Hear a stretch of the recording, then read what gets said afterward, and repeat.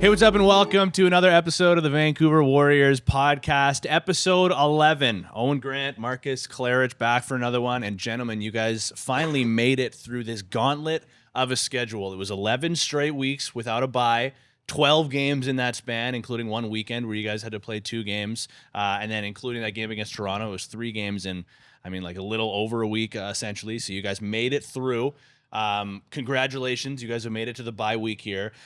Going back to the very first episode that we ever recorded on this podcast, I think the first question that I asked to you guys was about this stretch of games. And the question was which camp you guys would fall in. Are you guys in the camp of either A, this next stretch of 11 weeks is going to be a grind, or B, I'm fired up to get into a rhythm of consistent games, considering you guys came off of a very start to your schedule. Now that you guys have made it to the bye week, do either of you feel different about the way that you answered that question? No, but this guy clearly does his homework. He went back. Oh yeah, I'd like to keep going. Yeah. No, I think I was in the camp that it's a good thing, right? And I think over this stretch, we've really come together as a team. We've found our identity on the floor. We've showed a lot of resilience, gotten out some tough wins, and battling our way to some unfortunate losses. But I think this stretch has been huge, and it's made us into the team that we are right now. So it's been good. Obviously, I'd love to keep going, but when you take a step back and look at the big picture, obviously a week off will be nice. Take some time to rest a little bit, and then prepare for the gauntlet that's in front of us still. Yeah, I think when you asked that question too, offensively, we weren't really getting into the rhythm that we wanted to get into. And I think one of my big points about this stretch was going to be that we can all get more comfortable with each other and start seeing better lacrosse and getting all of our confidence up. And I think that's what it's done. I think we're playing well right now on every aspect of the floor, defensively, goalie, offensively. So I think it was nice. And yeah, like Owen said, as much as we want to keep going, in hindsight, it's probably good for this little bye week here. Well, that does sort of answer my next question, but I guess speak a little bit more to how important a bye week is in the NLL. I always think back to a quote that I remember hearing Dyson Williams of the Oshawa Firewolves say from last year in an interview, where he said playing a game in the National Lacrosse League or playing a season in the National Lacrosse League is like getting in a car crash every week. That's what it feels like on your body with how high impact of a sport this is. With that in mind, how important are these bye weeks for you guys to be able to get healthy just ahead of a big stretch towards ideally the playoffs? I think he stole that from Travis Kelce. Yeah, we'll let Big Physio guy over there take this question. Big Physio. That's what Big Physio wants you to think. It honestly, he's not wrong, right? The first 2 days after a game is rough. It's a physical game, physical league, and the body doesn't always feel great, but that's why you have your routine to recover, and your training takes care of that. So I don't know. Bye weeks I don't know. I honestly don't love them. I kind of like just staying in routine and just on to the next. It's basically 2 weeks. It's too long. Yeah, right. It's the 1 week and then the weekend and it's another. I don't know. I think it's a lot. I think I speak for Owen too, and I say that we'd rather just see the guys every weekend than take the 2 weeks off. I mean, personally, I'd rather keep going, but it's mainly just to see all the guys and stay in rhythm. Yeah, if you're a guy that's injured, I think obviously bye weeks are a massive blessing. You're like, I don't have to think about not being able to go this weekend or not being at my best. So getting those 2 weeks to rest up a little bit is nice. And again, it's a physical game. Everyone's taking care of something at all times, right? So that's the benefit of it, but I think the rhythm and the momentum you can build and just going is also big. What do you guys plan to do in your brief stint away here? And also, while you guys are away, if you're going somewhere, do you each still watch the other games in the league, or do you try to separate yourself a little bit from it? I like to watch the games. Yeah, it's nice to still see, and you can usually watch the team that you're going to play next, right? So that's always nice to get that scouting in advance and live, which is fun. It's cool to kind of sit back and just be a fan and just watch games too. So yeah, I will definitely be watching the games as well. I'm heading out for 5 days for my mother's 60th, so shout out Carmela. So we're going to Palm Springs and get some golf, pool, workout, watch some lacrosse. I think it's gonna be pretty nice for the body. Sounds awful. Sounds terrible. Could be worse. Yeah. Marcus, this one's specifically for you here because a couple weeks ago you made a comment. It was following the game against Toronto where you put up 5 goals in that game, and of course we talked about like the praise that you got post game from your head coach. But you mentioned when you were talking about it that you felt this season for you individually has been a little bit of a frustrating year. And it's kind of like, it's interesting, or I found that interesting because like just going through my own prep, statistically speaking, like you're still on pace to have a pretty good season, all things considered. But I want you to go a little bit more into that. Like what makes you say that for you statistically, this has been maybe a bit of a frustrating year? I think a lot of people will feel like that sort of no matter like who they are. You can never be comfortable with how you're playing, or you can always do more. And I personally, I don't think I've had a great year, but at the end of the day, I think I'm doing the correct things. There's just a lot of mental errors or the execution's not there. And a big thing with me and Kurt sort of last year was consistency. I've had like a tough time sort of stringing some games together of doing the correct things and maybe having some lapses. So that's basically what I was talking about, just trying to be more consistent and, keep playing with confidence and sort of stringing some games together. OG, for you, like what is your measuring stick like for yourself and for the team? Like how do you decide if you're having an on or off game or season or stretch? Like how do you measure yourself there? Yeah, it's a good question. I think it's tough with defense, right? It's not as, black and white as I think it is with offense. Playing a reactionary position is not easy to measure necessarily, but, I think individually you just want to be consistent. You want your teammates to be able to rely on you. So, and especially in our defense, right? Like we got so many different talents, so many great players, but it's just coming together and playing, consistent, hard-nosed, going to work. And I think just being able to do that week in, week out and having your teammates be able to, rely on you, and that's the biggest thing, right? So, I don't know. It's tough question. I think it'd be easy to look at defense, and for me specifically, right, it'd be easy to think that I'm having, a massive step back this year. I think my stats are significantly lower than last year, but I'm not worried about that. Like we're winning games, we're playing really good team defense, and we're putting ourselves in a really good spot going down the stretch here. That's a huge thing. What he just mentioned is the team winning games and consistency. You want everybody to trust in you, and you want to trust in everybody just like they're sort of trusting you and all work together. I know I just said a bunch of words. Rambling on, but no, but he said it perfectly. You need everybody to trust each other in the locker room in order to be successful. Yeah, like we don't care about who picks up a loose ball or who gets a cause turnover, right? We care about running off the floor to get our offense on the floor, right? We don't like I don't want to be walking off the floor because we just got scored on. So, I think when we have a good mindset as a group and, no one's really worried about their individual play, it's, about the team.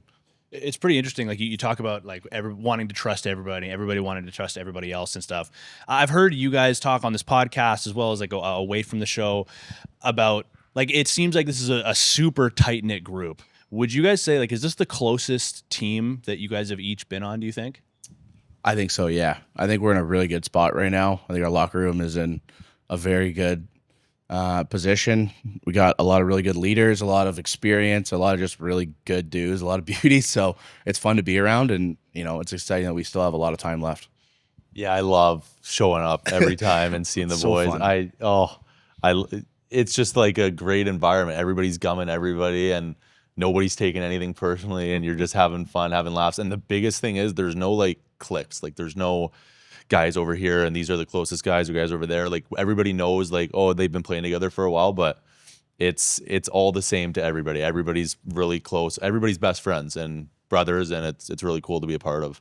You just lit up with the opportunity to speak about your team. The smile on your face. I love it. Marcus just loves being around the boys. He just loves love.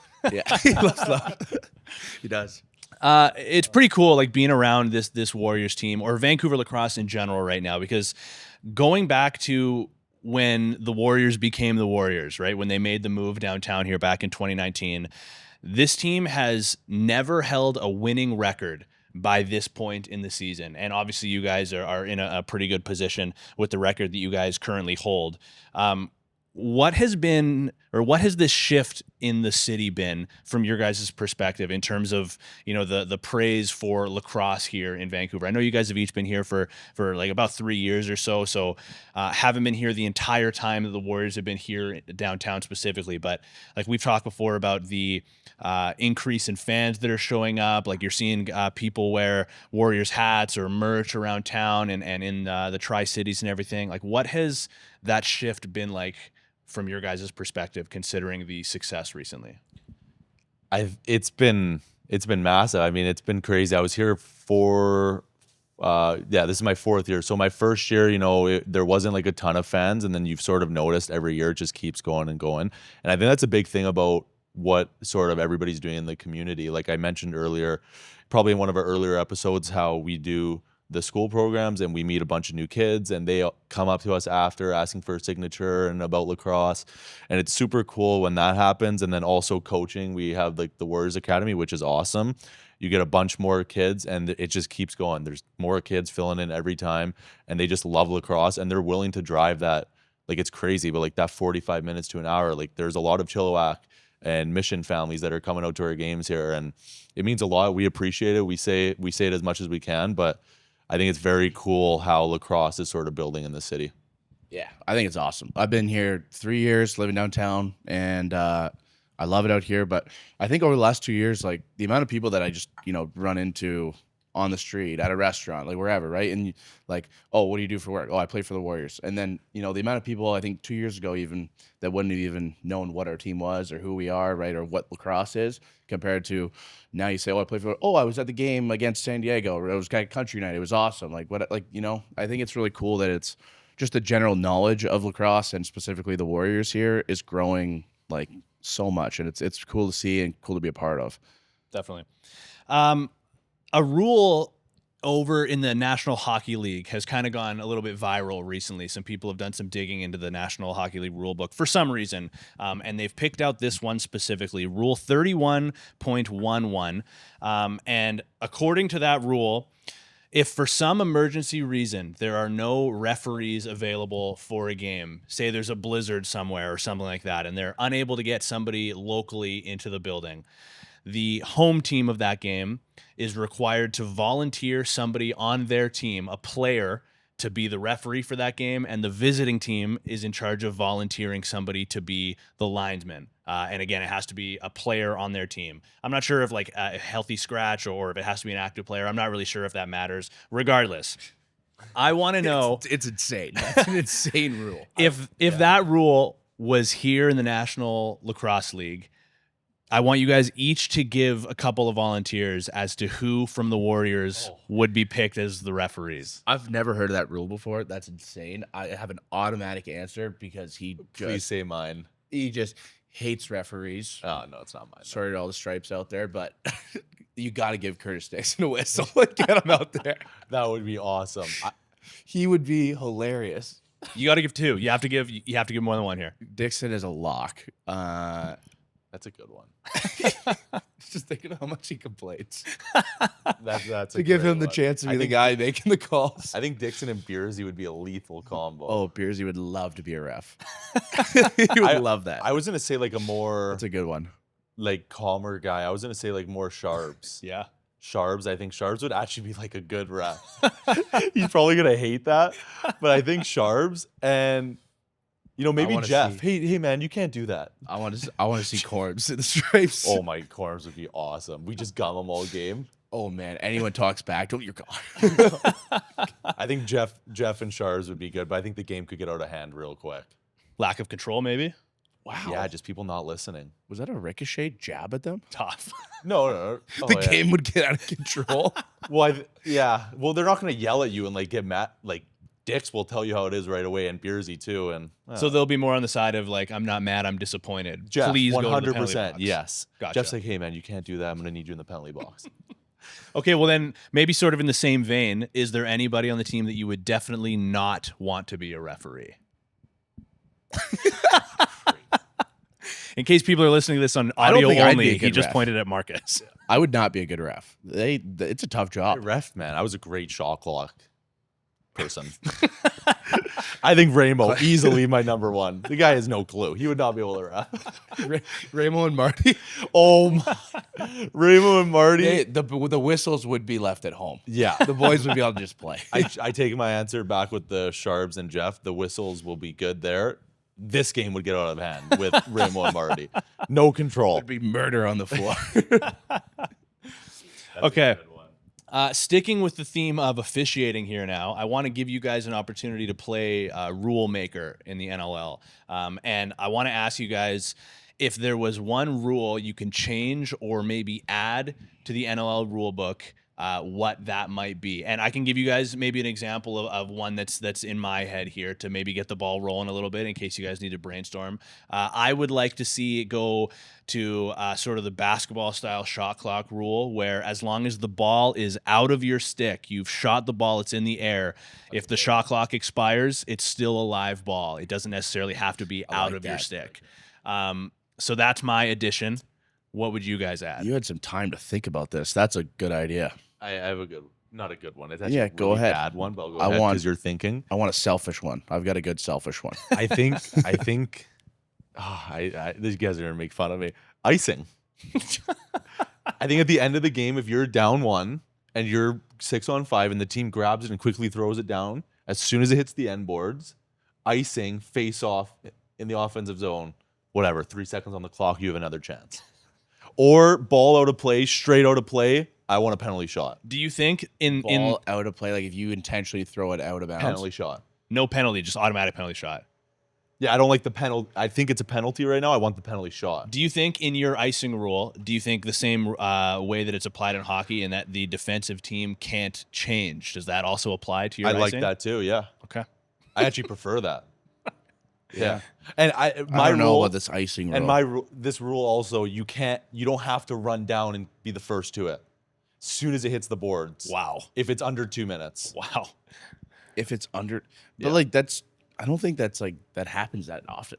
At the end of the game, I can't remember the last time I threw a ball down the floor. At the end of the game, What about like if we have think of like plays, like set plays where you throw a ball down the floor and someone tries to catch it. Like if I miss it, is that an icing? No, this is only at the end. Yeah, I'm saying there's 13 seconds left on the clock and baller throws down the floor and I'm trying to catch it in the corner and it hits the backboards. Yeah, that's icing. Icing? Yeah. Unfortunately, they have a face-off in the ozone now. So any missed. Yeah. Wow. Learn the what rules, about- OG. Okay, what about I'm trying to send Dixon on a breakaway off the bench and I overthrow it and it hits the board? Is this the now end it's of a the penalty game? shot? Is this the end of the game? Yeah. Unfortunately, it is a penalty shot. This is the rule. Unfortunately. It's a crazy rule. Marcus is a ref calling that. Guys, a crazy unfortunately, rule. it is a penalty. Unfortunately, it's a penalty shot I'm going to need, yeah. I don't know what you want me to say. Rule's the rule.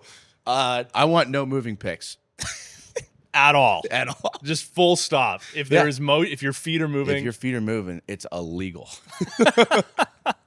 Okay. It's like Defense would mini be tech so- rules, novice rules. Defense would be sick. Defense would be sick. Oh boy. I'm glad. Unrealistic. That's what makes our sport what it is. I did put here in the notes with this question that you guys were not allowed to pick the like blocking shot in the crease rule. You're not allowed to change that. So I'm glad that you guys didn't. Like I thought you guys were automatically going to say I would like to remove that. Yeah, well, I saw that. Yeah, you're a cheater. You can look at my notes. I don't know. I wish I had some more time to think about this. It's a good question. Your idea is good. That should be implemented. I can't say this is an original idea. I'm sure I heard it somewhere, but I still think No, you came up with it. One could have some potential Live legs on to air. it too as well. yeah, it's a patented trademark Tino Yeah. Farah question. Absolutely. Hopefully you benefit from it financially. Okay, guys, before we wrap up here on this episode 11, I want to ask you guys if you have any lacrosse-specific pet peeves, whether on your team or against others. Like, is there something that somebody can do, say, like whatever, that immediately just grinds your gears? Black socks. In general, even if they're wearing black shoes. Oh, I hate black shoes. Okay. Wearing black shoes, that's a crime too. Black shoes, black socks. Black socks. If you're for wearing sure. white shoes with black socks, that's a Subi That's move. a party foul. that's you know who does that a lot? I'm gonna call him out. Reed Linus Does Bowery. That's a great. He does it in shoot around because he saves it. He That's saves true. them He for. wants He it. saves his gamers for the game. But why don't you just wear them and then wash them? They do our laundry. I don't know. I think he's really superstitious. I so- don't wear my gamers and shoot around either though. I don't either, but you could wear. Regular white I know socks, he's got yeah. white socks. Yeah. Yeah. My big pet peeve. That's a good one. Honestly, it's the mismatched shoe colors. Oh, those are So if awful. somebody's wearing like a blue Brutal. shoe and a white shoe. Is that what you mean? Well, I mean, know, this like- could take us down the basketball shoe train right now. They're awful these days. The colors are Terrible. ridiculous. Like the new Harden shoes, they're like clouds. Like it's literally a cloud. It's not a shoe. You could fit it's 2 awful. feet in there. Trying to buy shoes for games is ridiculous. Yeah, You got to go online. We've got some good ones this year though. Shout out Wade. Wait. Shut up. Unofficial, official sponsor. Shout out Dwayne Of Wade. the Vancouver It's Warriors. interesting that both your guys' pet peeves are about footwear. Well, that's kind of the only. I'm not a big tights guy either, but I understand why I don't people like wear the them. tights. Yeah, I don't like I the get it, tights, like, some but people you know, wear baller them. baller can do whatever he wants. Exactly. So, I'm not going to tell Keegan what to do. yeah, I mean, shoes are kind of like the only way that we get to like be different. You know, Yeah. like head to toe, we're pretty much in team issued stuff. Oh, the mismatch is brutal. I'm trying to think. I keep thinking about it. I'm getting grossed out. Days ruined. Oh boy. I don't know. Some of the dye jobs on the heads are a little outrageous. Yeah, I'm not a big like the really flashy color ones. Yeah, I will say like the dye jobs on the heads they're kind of coming back a little bit. Like when I was growing up, like that was super like popular. People would have all these like different patterns and stuff, like lots of bright colors. Then there was like that lengthy stretch where it was like strictly like a white head, a black head, or like one solid color of whatever the team is. Now like people are getting pretty creative with the I think dye it's. jobs. I think there's two sides. I think it's pretty cool that people can do that. Like the talent. But you don't like it. The talent is cool and like it looks cool, but like we're grown men. I don't need like a cartoon character on the scoop of my stick. Like, I like them come if it's on. not super flashy. Like Baller has a couple good dye jobs. I think his heads are good, but like if they're like really bright, I'm not a massive fan. OG just hates fun. Yeah, he actually doesn't like fun. He doesn't like change. I love fun. It sounds. I don't like change. I don't like change. we could. Yeah. All right, gentlemen. Well, that's all I got on my notes here. A little bit of a shorter episode for you guys, but that's because I want to get you guys out the door so you can go and enjoy your bye week. Heal up, watch some games, enjoy Palm Springs. You said it's your mom's birthday, right? 60th birthday? Yeah, shout out. Yeah, shout out. All right. Happy well, birthday. that's going to do it here. OG, also enjoy whatever it is that you're going to do on your bye week. Enjoy some time away. Next up on tap for the Warriors in a couple of weeks here, you guys got the Buffalo Bandits in Banditland as well. It's going to be a big one on April 4th. You can catch that game 4 p.m. Pacific. It's another TSN game. Catch that on ESPN as well. If you're in the States, it'll be Matt Cullen, it'll be Pat Gregoire, and it'll be Ashley Docking between the benches. Enjoy the game, everybody. Fellas, enjoy the bye week. We will see you guys on the next one.